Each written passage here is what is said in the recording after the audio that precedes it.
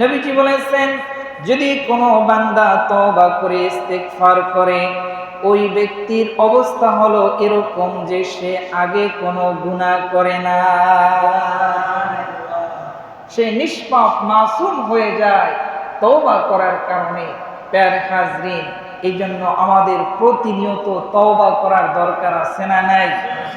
নবীজি বলেছেন, আমি দৈনিক 100 বার তওবা করি। বলুন না সুবহানাল্লাহ।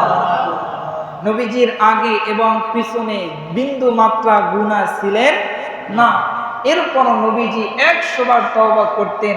কিন্তু আজকে আমাদের দিকে যদি আমরা তাকাই, আমাদের কলবের দিকে যদি আমরা তাকাই, সেখানে গুনাহ এটা কাউন্ট করে হিসাব করে শেষ করা যাবে।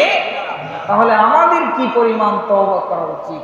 প্যারে হাজরিন, এই জন্য আমাদেরকে তওবা করতে হবে।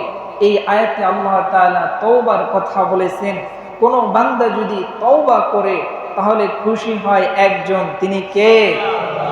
কোন বান্দা যখন গুনাহ করার পরে তওবা করে, ওই বান্দার উপরে স্বয়ং আল্লাহ তাআলা খুশি হয়ে যায়।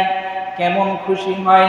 নবীজি বলেন, ও আমার সাহাবীরা শোনো, তোমাদের মধ্যে থেকে কেউ যদি সফরে বের হয়, সফরে বের হওয়ার পরে তার সাথে যদি খাবার পানীয় থাকে, উট থাকে, এই উট নিয়ে তিনি মরুভূমির মধ্যে সফর করতেছে, করতে করতে একটা অবস্থায় সে ক্লান্ত হয়ে গেল।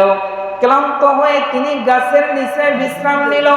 বিশ্রাম নেওয়ার পরে বিশ্রাম থেকে উঠে দেখে তার উট নাই। কি নাই? উট নাই। উটের মধ্যে তার খাবার পানি যা কিছু ছিল সব কিছু ছিল, এখন সে দেখতেছে উট নাই। তাহলে ওই লোকটা অন্তরে কষ্ট পাবে কি পাবে না?